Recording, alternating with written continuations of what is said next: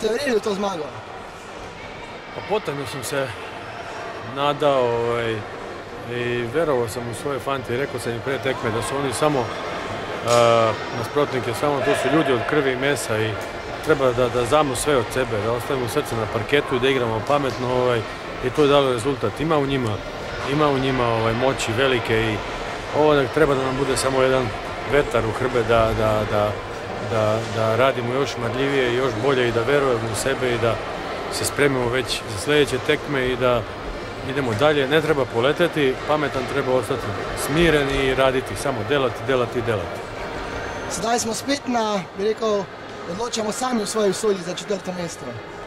Pa dobro, nije to sad najvažnije. Meni je najvažnije da se moji fanti razvijaju u dobre igrače, u pametne igrače i to mi najviše prija i godi. Ako se razviju u prave igrače, onda ni rezultat neće izostati. Nismo opterećeni rezultatom, bilo bi lepo, ali ja kažem da sam srećan kad se oni razvijaju u dobre i pametne igrače. Danas je bila povsem polna dvorana in vsi so na koncu, bi rekli, bili pravzaprav začudeni nad tako fantastično predstavo. Pa kad imate punu dvoranu, teško možete i slabo da igrate i kad vam je teško i kad ste umorni, to vam daje još plus jedan podstrek da izdržite i to je upravo bila danas serijska publika. Veliko sreće tudi v sredo na povratni tekmi. Hvala.